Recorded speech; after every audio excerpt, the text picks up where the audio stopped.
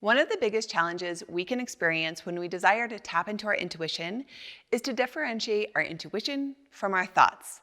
In this video, I'm going to tell you 3 essential ways to tell the difference. I'm Briana Borten, and I help people awaken to their highest selves. Subscribe to my channel and hit that bell to get alerted when I post a new video every single Monday. Intuition is one of our greatest gifts and one of the things that most of my clients are wanting. I've worked with literally hundreds of people on how to develop and understand their intuition, and one of the most important steps is to be able to tell the difference between our thoughts and our intuition. So let's dive right in. Here are the 3 essential ways to tell the difference between your thoughts and your intuition. The first thing is to locate the source. So when you're in that moment where you feel like you're getting some profound information coming through and you're not sure if it's your intuition or just a thought, see if you can tell where it's coming from. Where is the voice, the sound, the experience coming from? Does it feel like it's coming from here? Does it feel like it's coming from your heart? Does it feel like it's coming from outside of you? And here's the thing, there isn't like a, this is the place it's supposed to come from answer that I have for you. What I do have to share with you is that it will be pretty consistent. So when you have just a thought, notice where that's coming from. Notice where that thought is arising from. Notice where that location of source is. So when you have your normal everyday thoughts, does it feel like it's coming from your head? Does it feel like it's coming from outside? Usually you can start to tell if you just pay a little bit of attention. Then it's important to notice when you definitely know you're having intuition. Where does that feel like it's coming from? For a lot of us, it feels like it's coming from our solar plexus. Maybe it feels like it's coming from a little bit lower, maybe our lower dantian. Sometimes it feels like it's coming from our heart. And sometimes it feels like it's coming from above. And so starting to notice when you definitely have intuition, where that feels like it's coming from. This will help you later when you're trying to differentiate maybe a specific idea, a specific thing that has come to you. You may start to notice then, oh, well that was coming from this area and that's usually where my intuition comes from.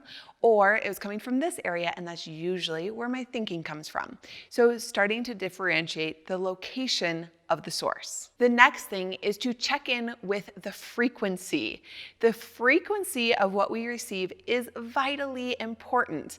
Our thoughts tend to be urgent. They tend to be quick. They tend to be a little bit like, about them. Even if it's like, oh, I should do this program, or I should call that person, or whatever it is, it tends to be like, right now, urgent, quick, this like there's something on fire when there really isn't anything on fire. And our intuition tends to be a little clearer and a little slower. Like, oh yeah, you need to call that person. And it doesn't feel like if I don't call them right now, the house is going to burn down. It feels like I need to call them right now because it's important. And it feels slow. It doesn't necessarily feel like you have all the time in the world to do it, but it definitely doesn't have that freak out quality. It has more of a rolling, slow quality to it that can still be very forceful. It can be really clear, forceful, this is it. But so it doesn't end up with that feeling that our thoughts and our ego and our mind often have. And then the third thing is to test the integrity of it. Push against it. When you have this thing come through that feels like maybe it's intuition, push against it a little bit. Intuition doesn't mind being questioned. It's chill. It's solid. Intuition's like, yeah, still here. Still here. Yeah, you can question me. It's okay. I don't mind being questioned. However, thoughts and ego tend to get defensive and double down on whatever it is. They're like, no, this is definitely the thing. You must do this right now. There's no willingness to be questioned without defense. When it's thoughts and ego, it can tend to be squirmy and changing, where intuition tends to be pretty solid. It doesn't mean that it's not ever a little bit elusive, but it's usually not changing from one thing to another. It's pretty solid in what it is, even if it's a little elusive. So you can start to test the integrity of the information. And you can also feel the root of it, feel the energy of the root of the information. Does it come from love, from truth, from freedom? This feeling of real expansion is almost always what's under intuition. Or does it come from fear, from closing, from clenching, from stopping in that way? Even if it's protection. So this is what I want you to understand, is that sometimes our intuition is for our protection, like don't go that direction because it may not be safe for you there. When we have intuition, it's not exactly coming from a place of fear, it's coming from a place of love and protection. And it can be a little challenging to differentiate between these two things.